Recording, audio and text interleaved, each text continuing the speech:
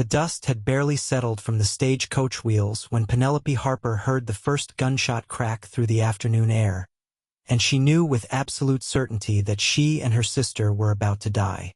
It was late August 1878 in Durango, Colorado, and the sun hung heavy in the western sky like a burning copper coin. Penelope had been walking back from the general store with her younger sister Priscilla, their arms laden with parcels of fabric and thread their mother had requested. They had taken the shortcut through the narrow alley between the assayer's office and the abandoned livery stable, the same path they had walked 100 times before without incident. But today was different.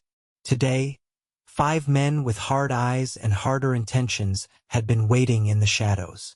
Well, well, the tallest one drawled, stepping into the light.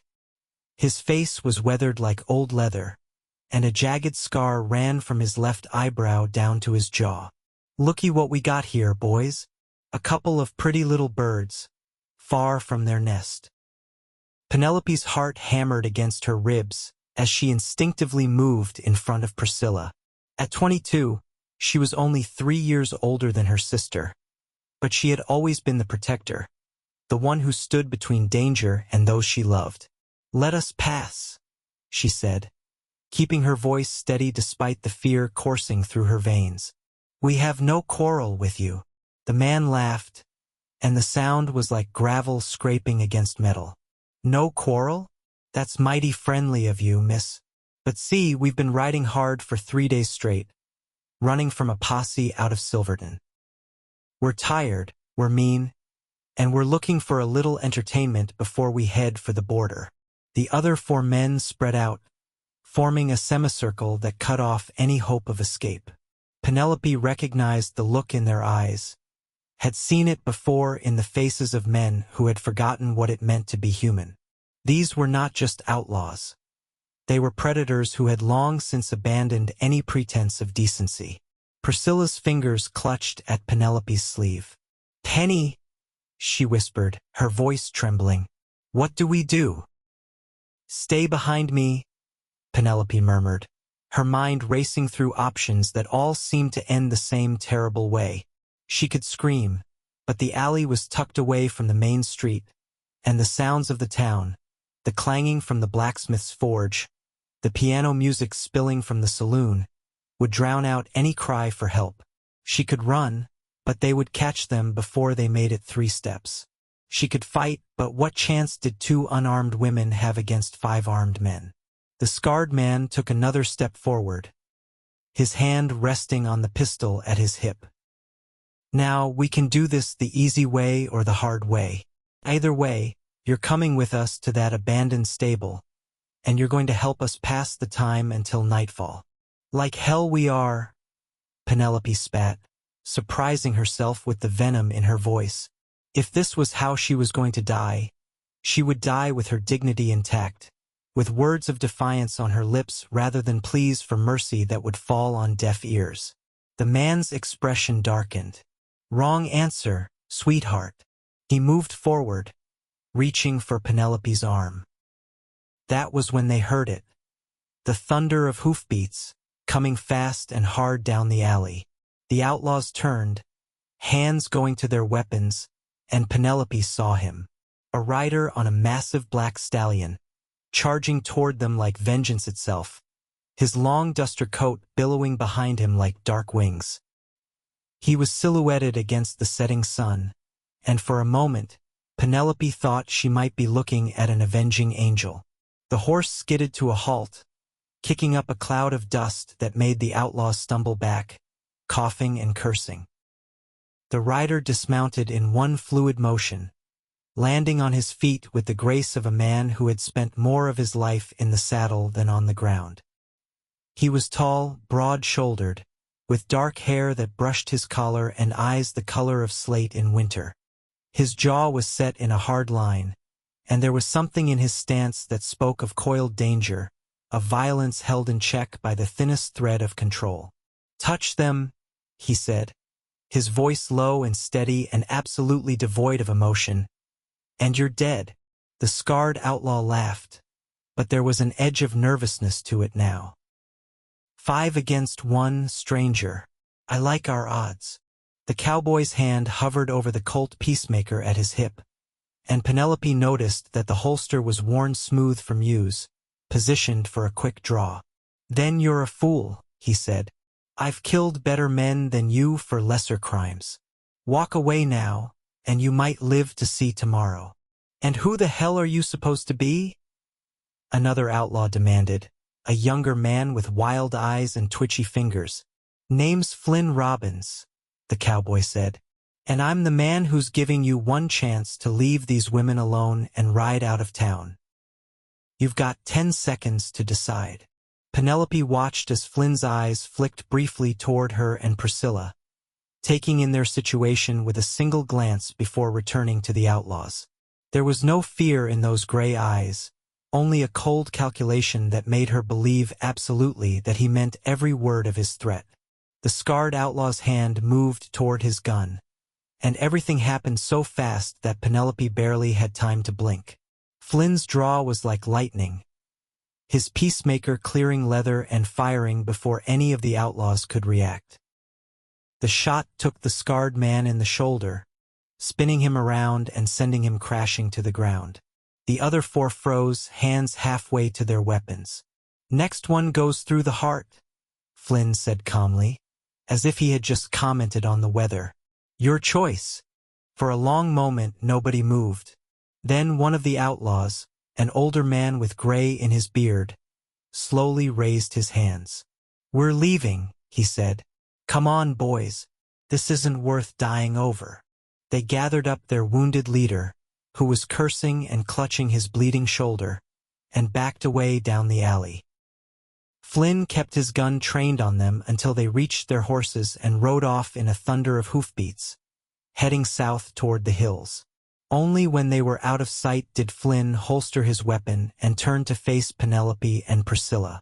Up close, Penelope could see that he was probably in his mid-20s, with a face that might have been handsome if it was not so hard, so marked by whatever experiences had shaped him into the kind of man who could shoot another human being without a moment's hesitation. Are you hurt? He asked, and Penelope was surprised by the gentleness in his voice, such a stark contrast to the cold fury he had shown the outlaws. No, she managed, finding her voice. We're fine. Thanks to you. Priscilla stepped out from behind her sister, her green eyes wide with a mixture of fear and awe. That was the most amazing thing I've ever seen, she breathed. You just rode up and saved us like something out of a dime novel. A ghost of a smile touched Flynn's lips, but it did not reach his eyes. Novels tend to leave out the part where men bleed and scream, he said. But I'm glad you're both safe. He bent to gather the parcels they had dropped, handing them back with a courteous nod. Let me see you home. Those men might double back. Penelope opened her mouth to protest that they could manage on their own, but the words died on her lips. The truth was, she was shaking, the delayed shock of the encounter finally catching up with her. Thank you, she said instead. We live on the north end of town, just past the church. Flynn retrieved his horse, a magnificent animal with intelligent eyes, and fell into step beside them. Penelope was acutely aware of his presence, of the way he moved with the easy confidence of someone who knew exactly what he was capable of the faint scent of leather and gunpowder that clung to him. I'm Penelope Harper, she said, feeling the need to fill the silence. And this is my sister, Priscilla. Pleased to meet you, Miss Harper. Miss Priscilla. Flynn touched the brim of his hat, though I wish it had been under better circumstances. Are you new to Durango? Priscilla asked, her natural curiosity overcoming her earlier fear. I don't think I've seen you around town before. Arrived this morning, Flynn confirmed. I'm looking for work. Heard there might be ranches in the area hiring on hands for the winter. The Maddox spread is always looking for good men, Penelope offered. It's about 5 miles east of town. The foreman is a fair man. Doesn't ask too many questions about where a person comes from. Something flickered in Flynn's eyes at that, there and gone so quickly that Penelope almost thought she had imagined it. "Much obliged for the information," he said. They walked in silence for a few moments, the sounds of the town growing louder as they emerged from the alley onto the main street. People turned to look at them, at the stranger with the tied-down gun, at the Harper sisters with their parcels and pale faces. Penelope knew that by tomorrow morning, the whole town would be buzzing with the story of what had happened. "That man you shot," Priscilla said suddenly. "Will he be all right?" "He'll live," Flynn replied. "Bullet went clean through the meat of his shoulder. He'll have a scar and a story, but he'll survive. More than he deserves, truth be told. Have you killed men before?" The question was out of Penelope's mouth before she could stop it, and she immediately regretted her boldness. "I'm sorry. That was inappropriate of me to ask."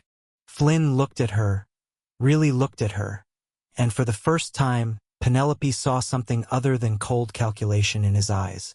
There was pain there, old and deep, the kind that came from experiences no one should have to endure. "Yes," he said simply. "During the war and after. Only when I had to, and only men who needed killing. I'm not proud of it, but I'm not ashamed either.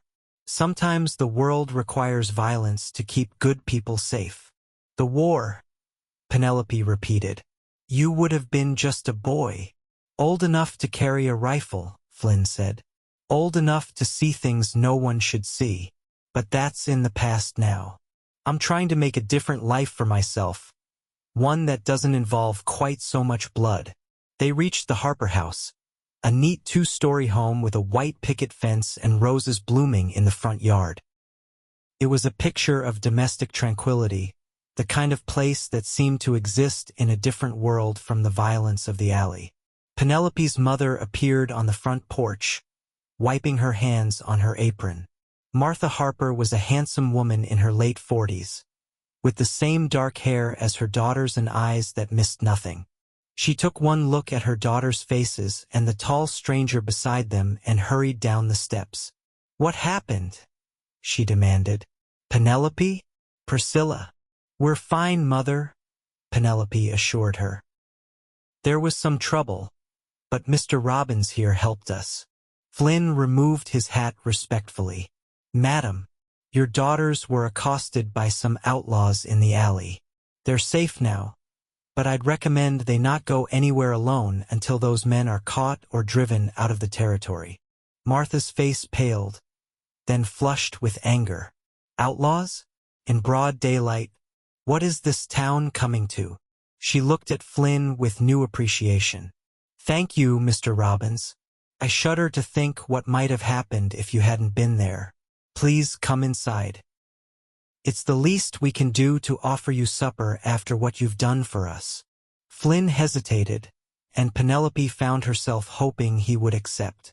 There was something about this man, something that drew her in despite, or perhaps because of the danger that surrounded him like an aura. She wanted to know more about him, wanted to understand what had shaped him into someone who could be so brutal and so gentle in the space of minutes. "I wouldn't want to impose," Flynn said. "Nonsense," Martha insisted. "I won't take no for an answer. Besides, I want to hear the full story of what happened, and my husband will want to thank you personally when he gets home from the mine."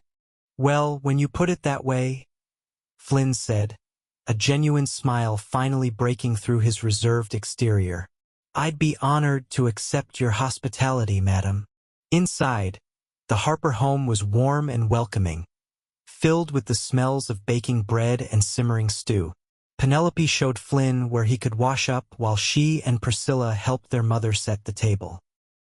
She could hear her mother's whispered questions, could feel the weight of her concern and curiosity, but she had no answers yet. Flynn Robbins was a mystery, a man who had appeared out of nowhere to save them, and she had no idea if he was an answer to a prayer or a harbinger of more trouble to come. When they all sat down to eat, Penelope found herself seated across from Flynn, which gave her ample opportunity to study him. He ate with good manners, she noticed, using his napkin properly and waiting for the women to serve themselves before taking his own portion. Whatever rough edges life had given him, someone had taught him how to behave in polite company. "So, Mr. Robbins," Martha began, passing him the basket of bread, "where do you hail from originally?" "Kansas, madam," Flynn replied. "Little town called Abilene. Left there after the war and have been moving west ever since, looking for a place where I might settle down and build something for myself." "And you think Durango might be that place?" Penelope asked, genuinely curious. Flynn met her eyes across the table, and she felt something spark between them, a connection she could not quite name. "I think it might be," he said softly. "Seems like a good town, full of good people. The kind of place worth protecting." Priscilla, who had been unusually quiet, suddenly spoke up. "Those men who cornered us, they said they were running from a posse in Silverton. Do you think they'll come back?" "Not likely," Flynn said. "Not after what happened. They know I can identify them, and they know at least one of them is wounded. If they have any sense, they'll keep riding until they're well clear of Colorado." "And if they don't have sense?" Martha asked, the worry evident in her voice. "Then I'll make sure they regret coming back," Flynn said, and there was that cold edge to his voice again, the reminder that this man was capable of deadly violence when the situation called for it. The front door opened, and Daniel Harper came in, his face and clothes streaked with the dust of the mine. He was a solid man, still strong despite his 50 years, with laugh lines around his eyes and silver threading through his dark hair. He stopped short when he saw the stranger at his table. "Daniel, this is Flynn Robbins," Martha said, rising to greet her husband. "He saved our daughters from some outlaws this afternoon." The story came out again, with Priscilla adding dramatic details that made Flynn duck his head in embarrassment. Daniel listened with a darkening expression, his hands clenching into fists as he heard how close his daughters had come to harm. When the tale was finished, he walked around the table and extended his hand to Flynn. "I owe you a debt I can never repay," he said, his voice thick with emotion. "Those girls are my world. If something had happened to them..." Flynn stood and shook his hand firmly. "Any decent man would have done the same, sir. I'm just glad I happened to be in the right place at the right time." "Nevertheless," Daniel said. "You need work, you said? I have some connections. I can make sure you find a good position, one that pays well and treats you fair." "I appreciate that, sir. I truly do." "And until then, you're welcome here any time," Martha added. "A man who protects our family is a friend to this house." As the evening wore on, Penelope found herself relaxing in Flynn's presence. He told them stories of his travels, carefully edited to remove the darker elements she suspected, but entertaining nonetheless. He had been to California and seen the ocean, had worked on cattle drives from Texas to Montana, had even spent a winter trapping in the Rockies. He was well-read, she discovered, with opinions on everything from politics to poetry, and he listened when others spoke, really listened, in a way that made you feel like your words mattered. When it came time for Flynn to leave, Penelope walked him to the door. In the golden light of the oil lamps, his face seemed less hard, more human. "Thank you again," she said, "for everything." "You already thanked me," Flynn replied with a slight smile. "No need to keep doing so." "I think there's every need," Penelope countered. "You risked your life for us, for two strangers. That's not something to be taken lightly." Flynn was quiet for a moment, looking down at his hat in his hands. "My mother had a saying," he finally said. "She used to tell me that we're all put on this earth to help each other through the darkness. I lost her when I was 12, but I've never forgotten those words. If I can help, if I can make a difference, then maybe my life means something beyond just survival." The raw honesty in his words touched something deep in Penelope's heart. Your life means something, she said firmly. You proved that today. Their eyes met, and for a long moment, neither of them moved.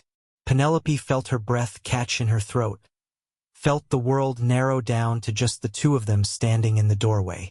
There was something happening here, something that went beyond gratitude or simple attraction. It was as if she could see past the walls he had built around himself, could glimpse the man he might have been if life had been kinder, the man he still could be if given the chance. Flynn cleared his throat and looked away, breaking the spell. I should go. It's getting late, and I need to find somewhere to stay the night. The boarding house on 3rd Street is clean and reasonably priced, Penelope offered, her voice sounding breathless even to her own ears. Mrs. Coleman runs it. Tell her the Harpers sent you, and she'll give you a fair rate. I'll do that.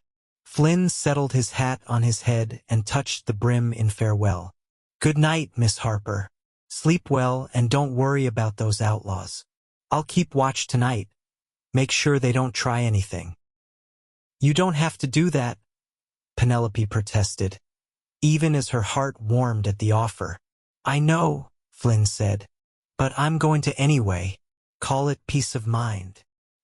He mounted his horse and rode off into the darkness, and Penelope stood in the doorway watching him go, wondering why she felt like a piece of herself had just departed with him.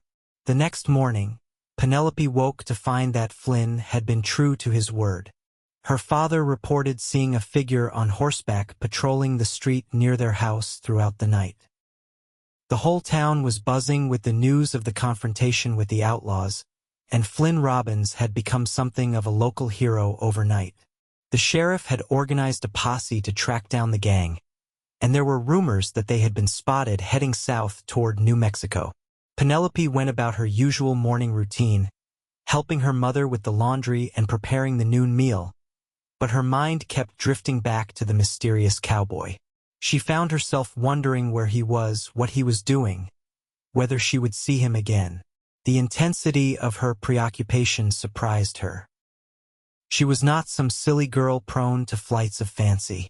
At 22, she had received several proposals of marriage and had turned them all down, much to her mother's dismay. She had always been focused on more practical concerns, on helping her family, on the small freedoms that spinsterhood afforded in a world that expected women to be wives and mothers and nothing more.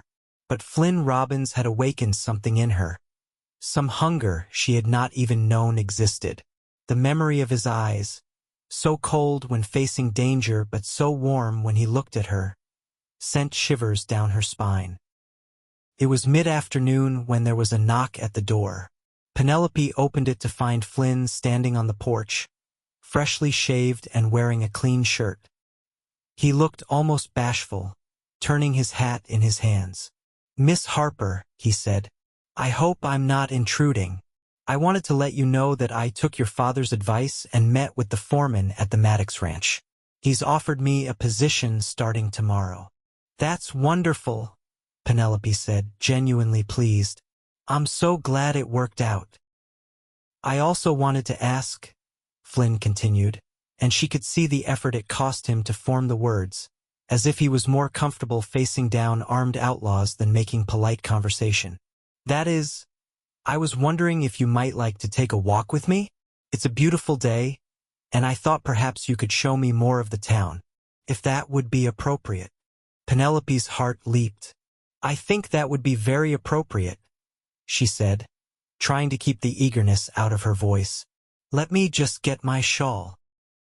They walked through Durango in the golden afternoon light, and Penelope found herself telling Flynn about her life, about growing up in Colorado, about the dreams and frustrations that came with being a woman in a world that had such rigid expectations.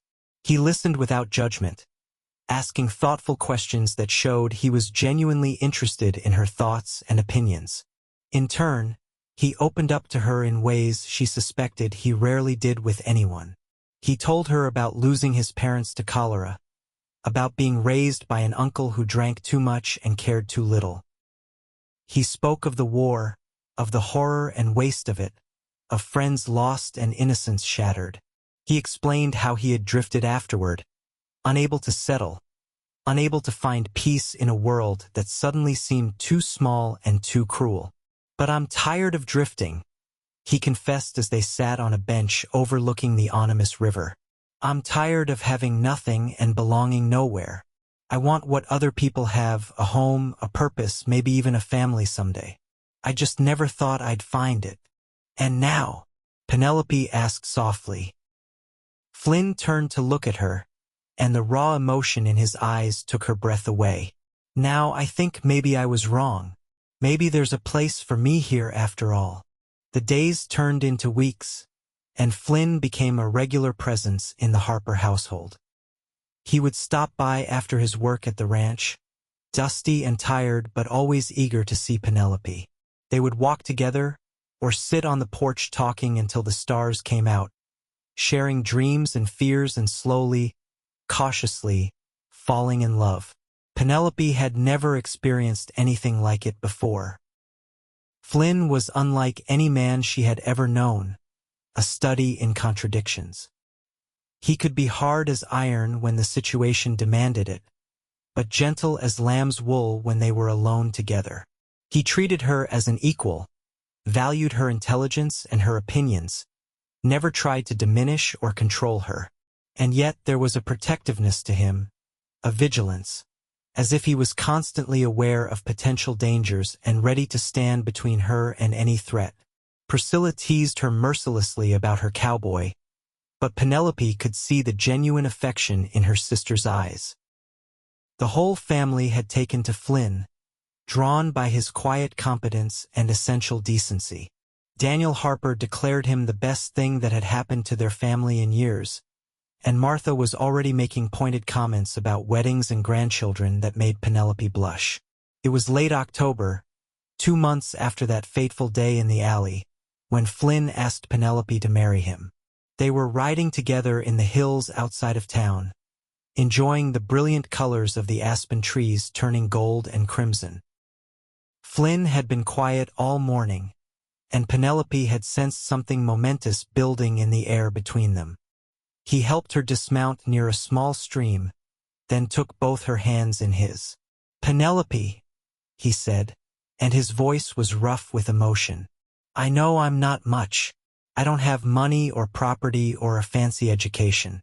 All I have is a strong back, a willingness to work hard, and a heart that belongs completely and utterly to you. But if you'll have me, if you'll take a chance on a broken-down cowboy who's seen too much of the world's ugliness, then I swear I will spend every day of my life trying to make you happy. I will protect you and cherish you and love you with everything I have. Will you marry me?" Tears were streaming down Penelope's face, but she was smiling wider than she ever had in her life. "Yes," she said, the word coming out in a joyous sob. "Yes, Flynn Robbins, I will marry you. And you're wrong about not being much. You're everything. You're brave and kind and good. And I love you more than I ever thought it was possible to love another human being." Flynn pulled her into his arms and kissed her, and Penelope felt like her heart might burst from the sheer intensity of her joy. This was what she had been waiting for all her life, this feeling of completeness, of coming home to a person rather than a place. They were married in early December, in the small church on the north end of town. It was a simple ceremony, but beautiful in its simplicity. Penelope wore her mother's wedding dress, altered to fit, and carried a bouquet of the last autumn roses from their garden. Flynn wore a new suit that he had saved up for, and when he saw Penelope walking down the aisle toward him, the look of wonder and love on his face made every woman in the church sigh with envy. Priscilla was her maid of honor, radiantly happy for her sister, and one of Flynn's co-workers from the ranch stood up as his best man. The whole town turned out for the wedding, eager to celebrate the union of the hero cowboy and the brave woman he had saved and fallen in love with. As they exchanged vows, promising to love and honor each other until death parted them, Penelope thought about the strange twists of fate that had brought them together. If those outlaws had not cornered her and Priscilla, If Flynn had not happened to ride by at exactly the right moment, if he had decided that the danger was not worth the risk, their paths never would have crossed. But somehow, against all odds, they had found each other in the chaos and violence of the world, and they had chosen to build something beautiful together. The reception was held at the Harper house, with food and music and dancing that lasted well into the night.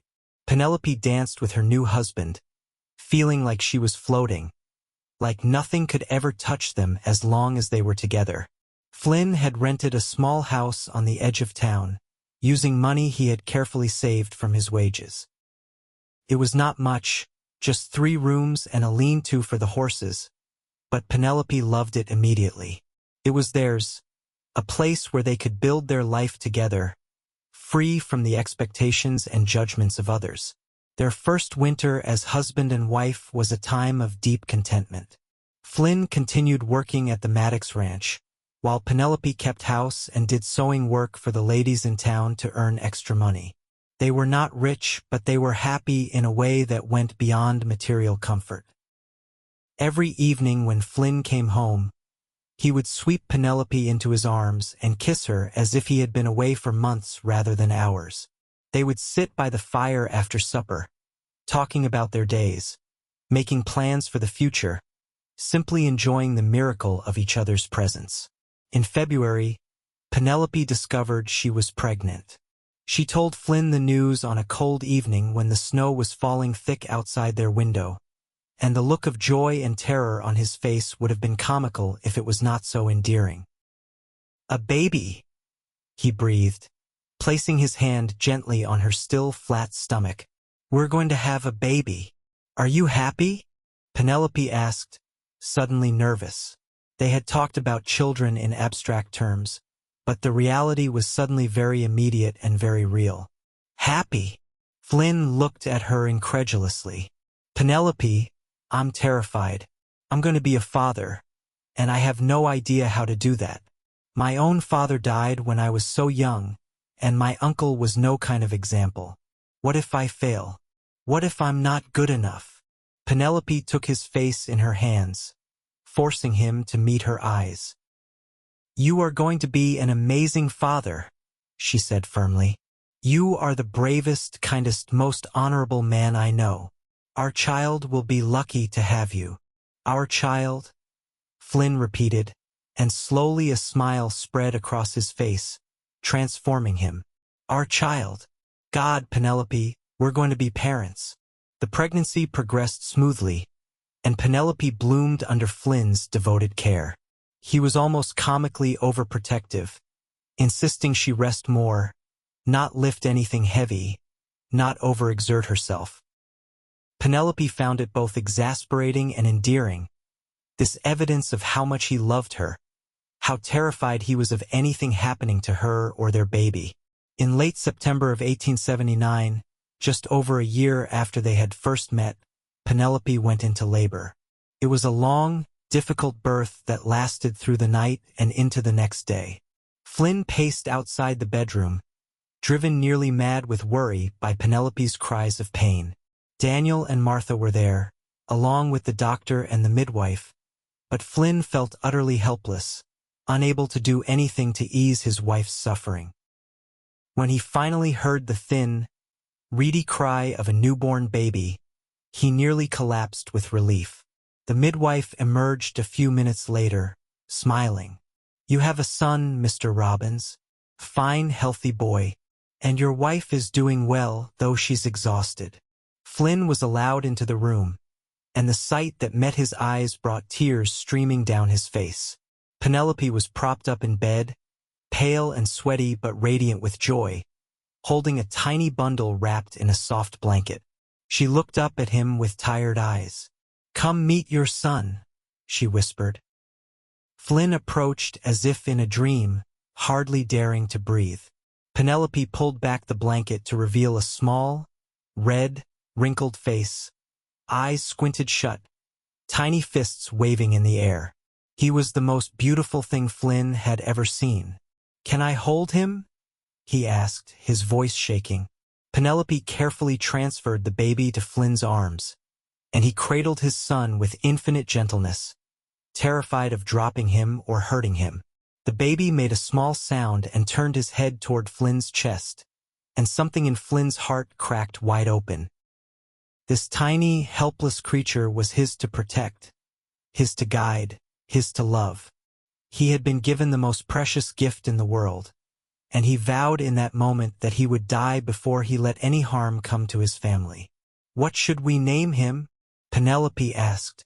They had discussed names, but nothing had felt quite right. Now, looking down at his son, Flynn suddenly knew. "James," he said, "after my father. James Harper Robbins." Penelope smiled, tears of happiness rolling down her cheeks. James Harper Robbins. It's perfect. The years that followed were the happiest of Flynn's life. He watched his son grow from a helpless infant into a curious toddler, then into a bright, energetic boy. James had his mother's dark hair and his father's gray eyes, and a personality that was all his own, bold and adventurous and loving. Flynn worked hard at the ranch, eventually being promoted to head wrangler, a position that came with better pay and more respect. He and Penelope saved their money carefully, dreaming of the day when they might buy their own piece of land, start their own ranch. It seemed an impossible dream sometimes, but they never stopped working toward it. Priscilla met a young banker named Robert Mitchell and married him in the spring of 1881. Penelope was thrilled for her sister, happy to see her settled with a good man who clearly adored her. The two families remained close, spending holidays and Sunday dinners together, watching their children grow up as cousins and best friends. In the fall of 1882, Penelope discovered she was pregnant again. This time the pregnancy was easier, perhaps because she knew what to expect, perhaps because her body had done this before. Flynn was still protective, but less frantic, more confident in his role as husband and father. Their second child, a daughter they named Grace, was born in May of 1883. She had Penelope's delicate features and Flynn's serious demeanor, and from the moment she entered the world, she had her father wrapped around her tiny finger. Flynn, who could stare down armed outlaws without flinching, became putty in the hands of his baby girl. Life settled into a comfortable rhythm. Flynn would wake before dawn to start his work at the ranch, coming home in the evenings to find Penelope preparing supper while James helped set the table and baby Grace babbled in her cradle. They would eat together as a family. Then Flynn would play with the children while Penelope cleaned up. On Sundays, they would go to church and then have dinner at the Harper house or the Mitchell house, surrounded by family and laughter and love. It was more than Flynn had ever dreamed possible during those dark years after the war. He had a wife who loved him, children who adored him, a community that respected him. He had built something real and lasting, had proven that a man could change, could leave violence and drifting behind and create a life of meaning and purpose. But the past has a way of catching up with you no matter how far you run. It was a hot August afternoon in 1885, 7 years after Flynn had first ridden into Durango, when the three men came to town. Flynn was working with a difficult horse in the ranch corral when one of the younger hands came running up, out of breath. "Mr. Robbins, the boss wants to see you right away. Says it's urgent." Flynn handed off the horse and jogged to the main house, where he found Mr. Maddox standing on the porch with a grim expression. "Flynn, I just got word from town. There are 3 men asking after you. Strangers, armed, and by all accounts looking for trouble." Flynn felt a chill run down his spine. Did anyone get their names? "One of them is calling himself Cole Harrington. Ring any bells?" The name hit Flynn like a punch to the gut. Cole Harrington. He had not heard that name in 8 years, had hoped never to hear it again. Cole had been his commanding officer during the war, and after, when things had gotten ugly. They had ridden together for 2 years, doing things Flynn still had nightmares about, things he had tried to forget and atone for. "I know him," Flynn said quietly. "We rode together a long time ago, before I came here." Maddox studied him with sharp eyes. I don't need to know details, Flynn. You've been a good worker and a good man since you came here. But if there's going to be trouble, I need to know so I can protect my people and my property. I don't want trouble, Flynn said. I left that life behind. But if Cole's here, it means he wants something from me. And men like Cole don't take no for an answer. Then you'd better get to town and find out what he wants, Maddox said. But Flynn, if this turns into something that puts this ranch or my workers at risk, you and I are going to have a problem. I understand, sir. I'll handle it. Flynn rode toward Durango with a sense of dread he had not felt in years. He had been so careful, had covered his tracks so well. How had Cole found him? And more importantly, what did he want? He found the three men in the saloon, sitting at a corner table with bottles of whiskey in front of them. Cole Harrington was older now, in his early 40s, with gray streaking through his dark hair and beard. His eyes were the same though cold and calculating, the eyes of a predator. The two men with him were younger, hard-faced gunmen of the type Flynn knew all too well. Cole looked up as Flynn entered and smiled, but there was no warmth in it. Well, if it isn't the legendary Flynn Robbins. Or should I call you by your old name, Frank Ryan? Flynn felt his blood run cold. Frank Ryan. The name he had abandoned 8 years ago, the name attached to a wanted poster in 3 states. The name of a man who had done terrible things in the name of survival. That man is dead, Flynn said quietly. Has been for a long time. Cole laughed. Is he now? That's funny because you look mighty alive to me. Heard you've done well for yourself here. Got a nice little job, a pretty wife, couple of kids. Real respectable. The threat was implicit and Flynn understood it perfectly. What do you want, Cole? Can't an old friend just drop by to say hello? Cole took a long drink of whiskey. But since you asked, I've got a business proposition for you. There's a bank in Silverton, small, lightly guarded, ripe for the picking. I need someone good with a gun who knows the area. Thought of you immediately. I'm not interested, Flynn said flatly. I'm out of that life.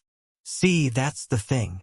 Cole leaned back in his chair, his hand resting casually near his gun. I don't think you understand that this isn't really a request. You're going to help us with this job, or I'm going to make sure everyone in this town knows exactly who Frank Ryan was and what he did.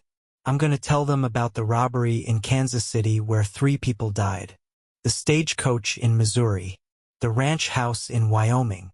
Should I go on? Flynn's hands clenched into fists. I wasn't the one who killed those people. You were. True, but you were there.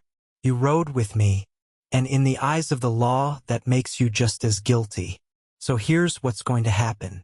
You're going to help us rob that bank.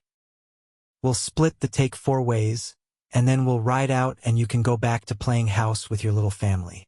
Refuse, and I'll make sure your wife and kids know what kind of man you really are.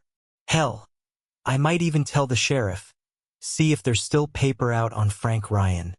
The rage that flooded through Flynn was so intense that for a moment he could not see straight. He wanted to draw his gun and put a bullet through Cole's sneering face. But he could not here, not with witnesses, not when it would destroy everything he had built. I need time to think, he managed. You've got until tomorrow, Cole said. Meet us at the old logging camp north of town at noon. Come alone, come ready to ride. Or don't come at all, and accept the consequences. Flynn turned and walked out of the saloon, his mind racing. He could not do what Cole asked. He would not go back to robbing and killing, would not betray everything he had become. But if he refused, Cole would ruin him, would destroy the life he had built, would take away everything that mattered. He rode home slowly, trying to think of a way out of this mess. He could run, take Penelope and the children and disappear into the wilderness. But Cole would find them eventually, and they would spend the rest of their lives looking over their shoulders. He could go to the sheriff, but that would mean confessing to his past crimes, and he would likely hang or spend the rest of his life in prison. Either way, he would lose his family. When he arrived home, Penelope took one look at his face and knew something was terribly wrong. "Flynn? What happened?" He pulled her into his arms, holding her tight, breathing in the familiar scent of her hair. "We need to talk," he said, "and I need you to listen to everything I have to say before you judge me." They sat at the kitchen table while James played with his toy soldiers in the corner and Grace napped in her cradle. Flynn told Penelope everything. About the war, about the things he had done afterward when he was lost and angry and desperate. About riding with Cole Harrington's gang, about the robberies and the violence. About the day he had finally had enough, when he had seen Cole kill a bank clerk in cold blood, and realized that he had become the very thing he had fought against in the war. "I left that same night," Flynn said, his voice raw with emotion. "Changed my name, drifted west, tried to become someone different, someone better. When I rode into Durango and saw you and Priscilla in danger, it was like I was being given a chance to redeem myself, to prove that I could be the kind of man my mother would have been proud of. I thought I had left Frank Ryan behind forever. But now Cole's found me, and he wants to drag me back into that life." Penelope had sat in silence through the entire confession, her face unreadable. When Flynn finally fell quiet, she reached across the table and took his hand. "I know," she said softly. Flynn stared at her. "What?" "I know who you were. I've known for years." Penelope's eyes were wet with tears, but her voice was steady. "Do you remember about a year after we were married, when I went to visit my aunt in Denver? While I was there, I saw a wanted poster. The drawing was not very good, but I recognized you anyway. I read what it said you had done, and I came home determined to confront you. But you never did," Flynn said, hardly able to believe what he was hearing. "No, because when I came home and saw you with James, saw the way you loved him, the way you loved me, I realized that the man on that poster was not the man I married. People change, Flynn. You changed. You became someone good and decent and brave. I did not care about Frank Ryan because Frank Ryan did not exist anymore. The man I loved, the man I still love, is Flynn Robbins." The relief that washed over Flynn was so intense that he started to cry, something he had not done since James was born. Penelope came around the table and held him while he wept, all the fear and guilt and shame of years pouring out of him. "I love you," he said when he could finally speak again. "God, Penelope, I love you so much, and I don't know what to do. If I help Cole, I become that man again. But if I refuse, he'll destroy everything. He'll tell everyone, he'll go to the law, he'll take you and the children away from me." Penelope pulled back and looked at him with fierce determination. "Then we fight. We tell our story first, before he can. We go to the sheriff, we tell him everything, and we trust that the man you've become matters more than the man you were." "I could hang," Flynn said, "or at best spend years in prison." "Maybe," Penelope acknowledged, "but maybe not. You were young, you were following orders, and you never killed anyone. That has to count for something. And even if the worst happens, at least our children will know that their father stood up and faced his past with courage.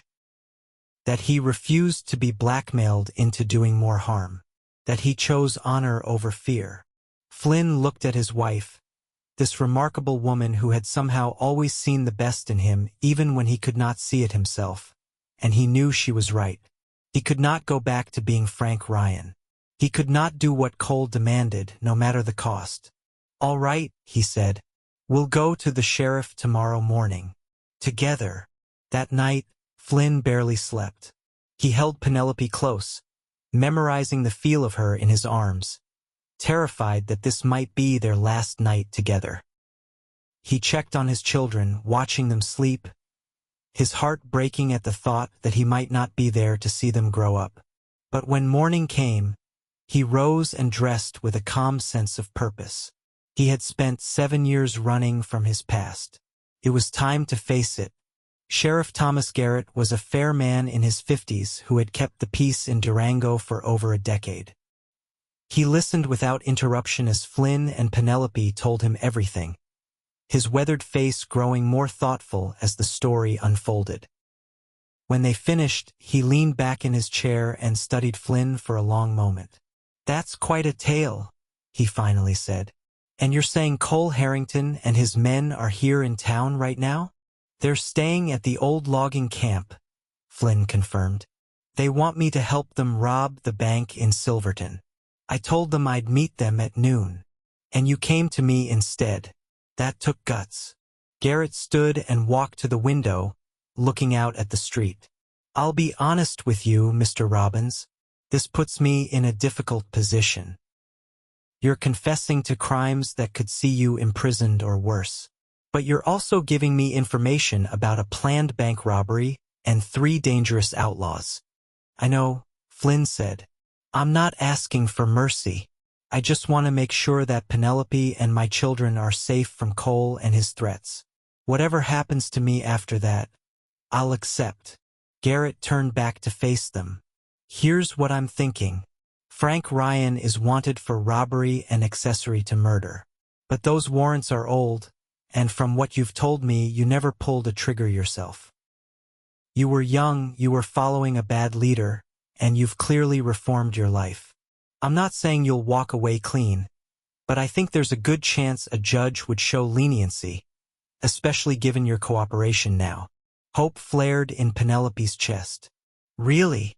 But first, we need to deal with Harrington and his men," Garrett continued. "They're the immediate threat. If you're willing, Mr. Robbins, I'd like you to keep that meeting at noon. I'll have deputies hidden nearby.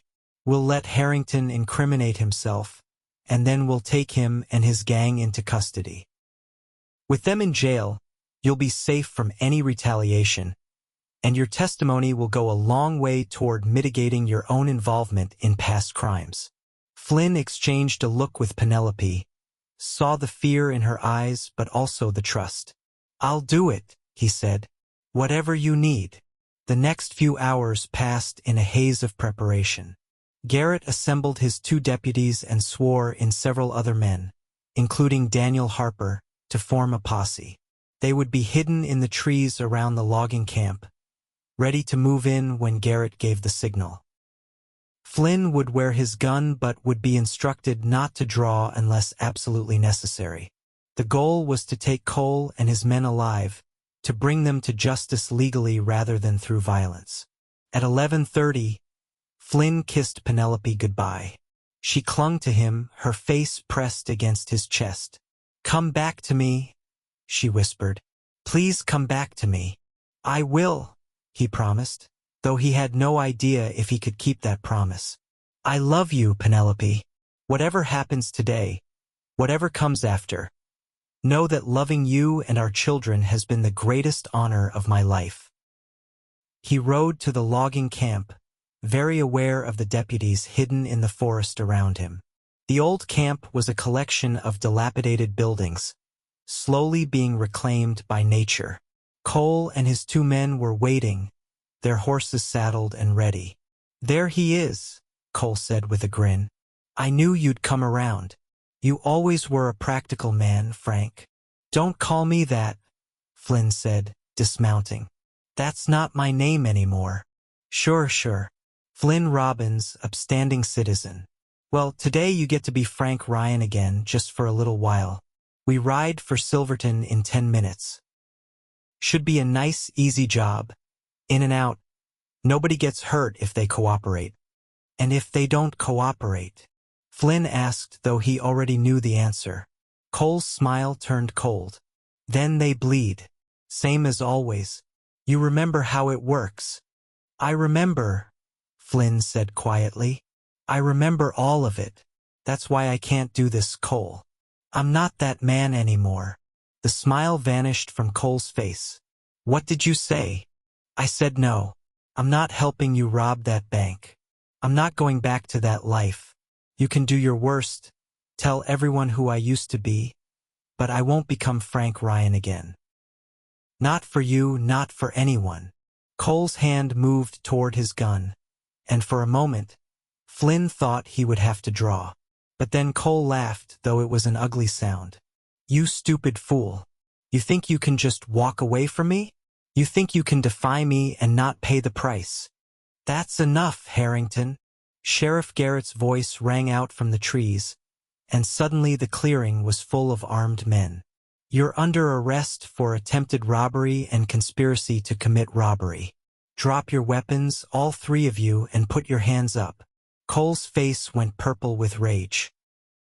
You set me up, he snarled at Flynn. You brought the law down on me. I did what I should have done 8 years ago, Flynn replied. I chose to be a better man than you ever were. For a tense moment, it looked like Cole might try to shoot his way out. His men were reaching for their guns, their eyes wild with panic. But they were outnumbered and surrounded, and even they could see that resistance was suicide. Slowly, reluctantly, they raised their hands. Garrett and his deputies moved in, disarming the outlaws and placing them in irons. Cole glared at Flynn with such hatred that it was almost a physical force. This isn't over, he hissed. You hear me, Frank? This isn't over. I'll get out, and when I do, I'm coming for you and your family. You won't get the chance, Garrett said firmly. You're going to hang, Harrington. We've got warrants on you from 3 states, including murder. Your days of threatening decent people are done. As the deputies led the prisoners away, Garrett turned to Flynn. That was brave what you did, facing him down like that, knowing he could have killed you. I didn't have a choice, Flynn said. Not if I wanted to live with myself. There's always a choice, Garrett corrected. You chose right. Now come on, we need to get you back to town. There's still the matter of those warrants on you to deal with, but I meant what I said earlier. Your cooperation today is going to count for a lot. The next few months were among the hardest of Flynn's life. He was arrested and charged with his crimes as Frank Ryan, though Garrett advocated on his behalf, emphasizing his years of good behavior in Durango and his crucial role in capturing the Harrington gang.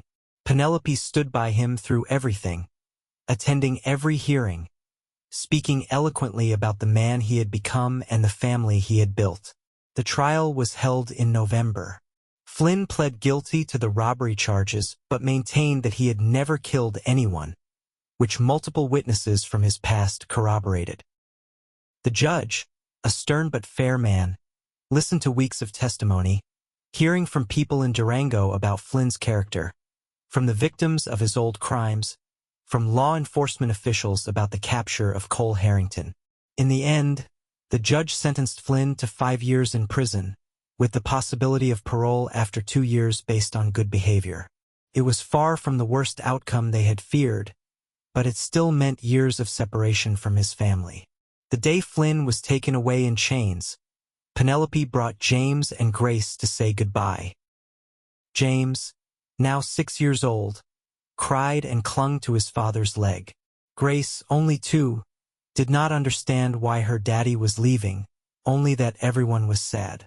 Flynn knelt down and pulled his children close, his own tears falling freely. I have to go away for a while, he told James. But I want you to be brave and take care of your mother and sister. Can you do that for me? James nodded, trying to be strong despite his tears. I will, Papa. I promise.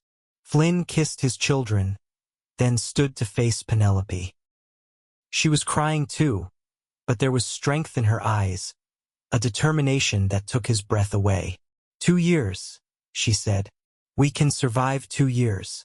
And when you come home, we'll start over. We'll have the life we always wanted. I don't deserve you, Flynn whispered, pulling her into his arms one last time. Yes, you do, Penelope said fiercely. You deserve every good thing, Flynn Robbins. You made mistakes when you were young, but you've spent years making up for them. This punishment is unjust, but we'll get through it. Our love is stronger than any prison. They kissed, a desperate, longing kiss that had to last for months. maybe years. Then Flynn was led away, and Penelope stood in the street watching until he disappeared from sight. Prison was everything Flynn had feared and worse. The work was backbreaking, the conditions harsh, the other inmates often violent and cruel. But Flynn kept his head down, did his work, and counted the days until he could see his family again. Penelope wrote to him every week, long letters full of news about the children and the town, full of love and encouragement that kept him sane in the darkness. She visited when she could, bringing the children, though the journey was long and expensive. Those visits were precious beyond measure, even though they could only talk through bars and could not touch. Flynn watched his son grow taller and his daughter's vocabulary expand, aching that he was missing these milestones, but grateful that at least he could still be part of their lives. True to his word, Flynn was a model prisoner.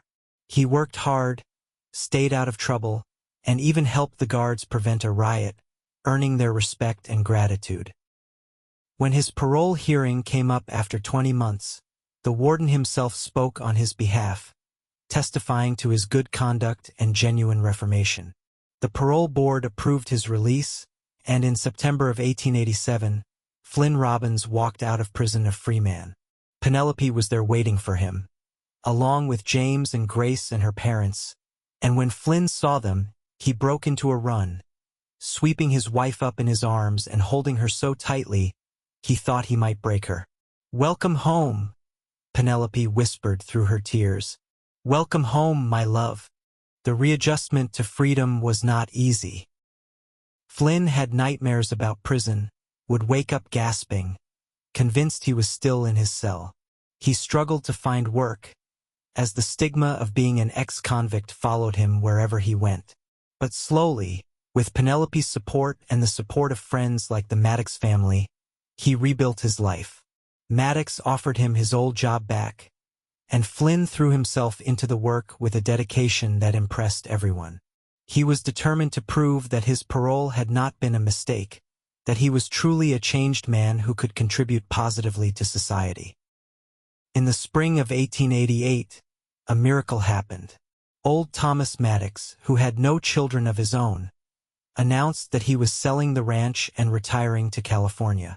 He offered Flynn and Penelope first chance to buy the property, at a price so far below market value that it was essentially a gift. "You've worked hard for me for a decade," Maddox said when Flynn tried to protest, "and you've overcome obstacles that would have broken a lesser man. This ranch needs someone who will love it and care for it the way I have. I can't think of anyone better than you and your family." With help from Daniel Harper and a small loan from the bank where Robert Mitchell worked, Flynn and Penelope were able to buy the ranch. It was the dream they had worked toward for so long, the culmination of years of struggle and sacrifice.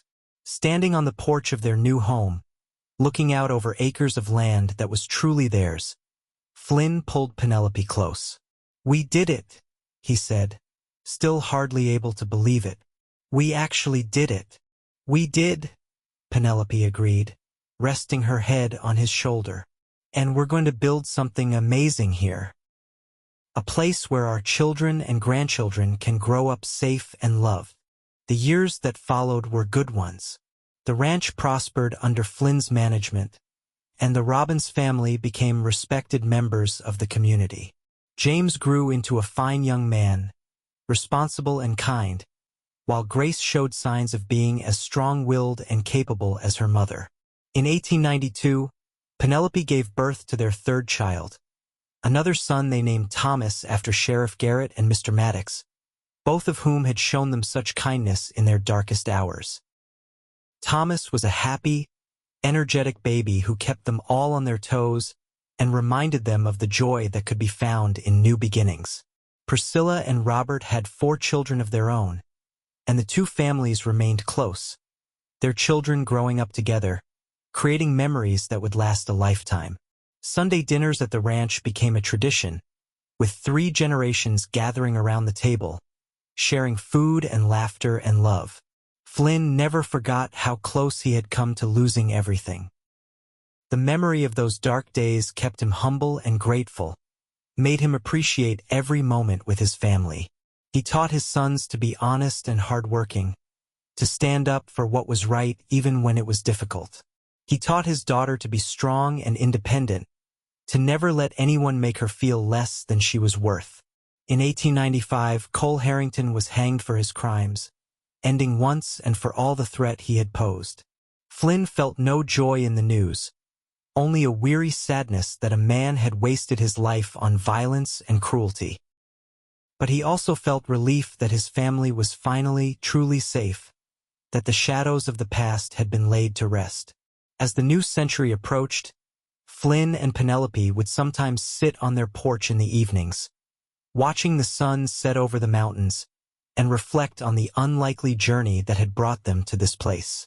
From that terrifying afternoon in the alley where they had first met, through courtship and marriage, through trials and separations and hard-won victories, their love had endured and grown stronger. "Do you ever regret it?" Flynn asked one evening in the summer of 1899. They were in their 40s now, with gray threading through their hair and lines on their faces that spoke of years well lived.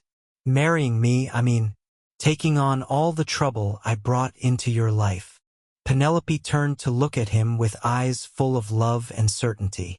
"Not for a single second," she said. "You're the best thing that ever happened to me, Flynn Robbins. Yes, we've faced challenges, but we've faced them together.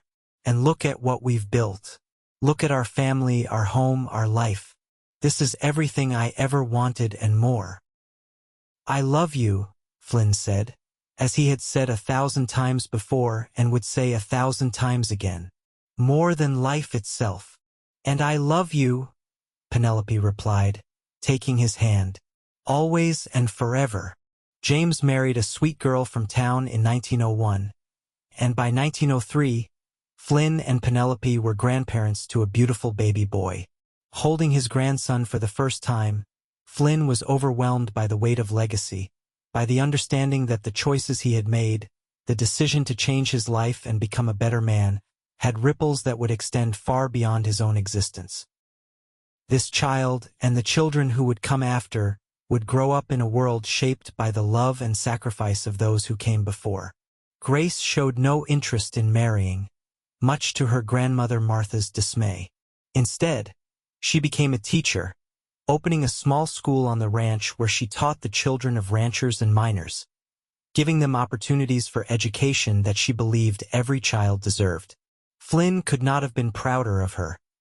This fierce, intelligent woman who had inherited her mother's strength and independence. Young Thomas proved to have a gift with horses that surpassed even his father's considerable skill. By the time he was 16, ranchers from all over Colorado were seeking him out to train their most difficult animals. He was patient and kind, approaching each horse as an individual with its own needs and fears, and his success rate was remarkable. In 1908, Penelope and Flynn celebrated their 30th wedding anniversary.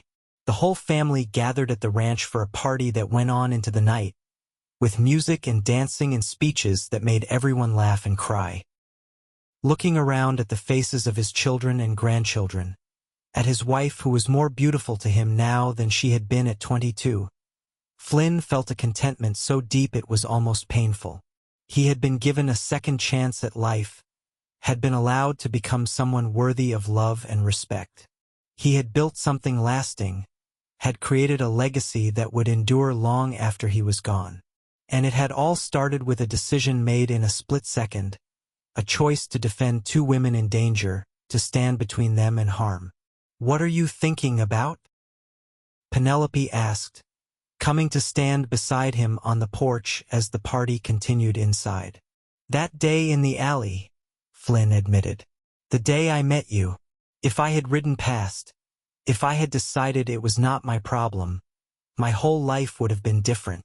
"But you didn't ride past," Penelope said softly. "You stopped. You fought for us. And in doing so, you saved not just me and Priscilla, but yourself as well. You found your redemption in that moment, Flynn. You found your purpose." "I found you," Flynn corrected. "And in finding you, I found everything worth living for." They stood together in the darkness, listening to the sounds of their family celebrating inside, to the laughter of their grandchildren, to the music of a life well lived.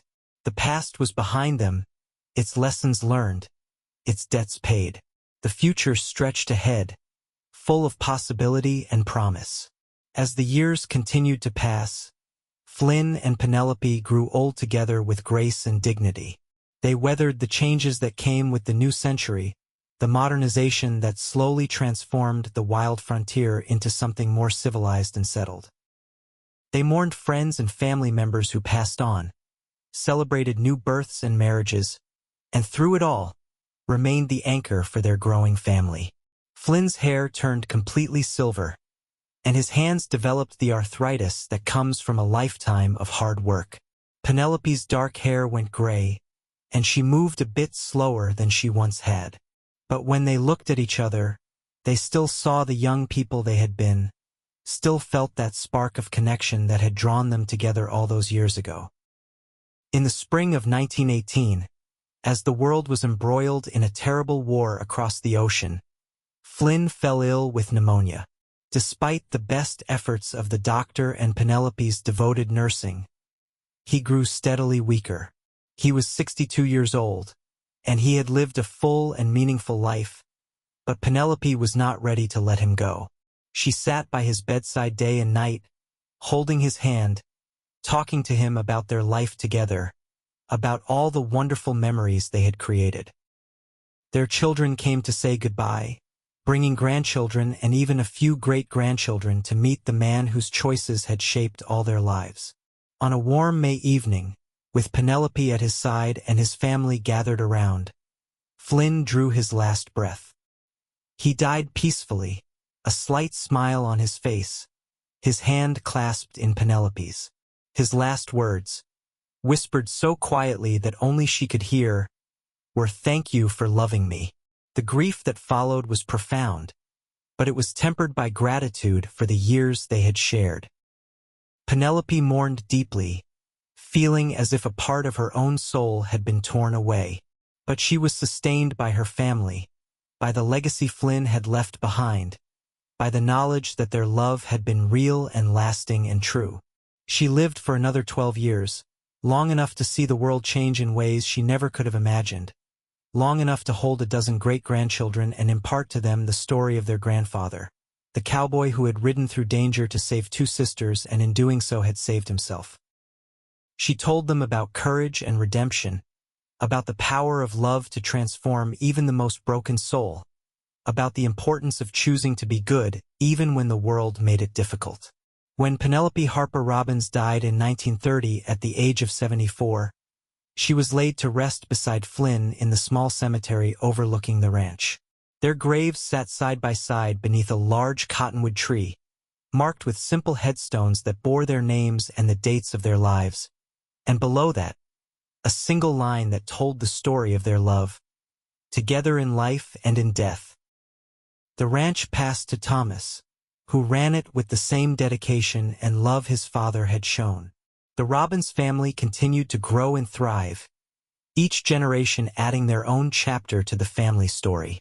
And always, the tale was told of how it all began, of 2 sisters cornered by outlaws, of a cowboy who rode through and said, "Touch them, you're dead," of love that bloomed in the most unlikely circumstances and endured through every trial. In the end, Flynn and Penelope's story was not about the mistakes of the past or the hardships they faced. It was about redemption and second chances, about the transformative power of love, about the possibility of becoming someone better than you were. It was a story of the Wild West, of a time and place where life was hard and justice was sometimes rough, but where courage and decency still mattered, where a single moment of bravery could change the course of multiple lives. Their love story became legend in Durango, passed down through generations, a reminder that heroes were not born but made through the choices they made, through the stand they took for what was right. And at the heart of it all was a simple truth, that love, real and enduring love, could overcome any obstacle, could heal any wound, could transform even the most unlikely person into someone worthy of devotion and respect. The ranch still stands today, run by the descendants of Flynn and Penelope Robbins, a testament to the life they built together. And sometimes, on warm summer evenings when the wind blows through the cottonwood trees, people say you can still feel their presence, can sense the echo of a love so strong that not even death could diminish it. It serves as a reminder that in the wildness of the West, in the chaos and danger and uncertainty, two people found each other and built something beautiful, something lasting, something that would endure long after they were gone. That is the legacy of Flynn and Penelope, of a cowboy and the woman he saved, of two hearts that found each other against all odds and refused to let go. It is a story of redemption and romance, of danger and devotion, of the Wild West at its most brutal and its most beautiful. And it all began with a single moment of courage, with a man who chose to defend two innocent women and in doing so found the love and purpose he had been searching for his entire life.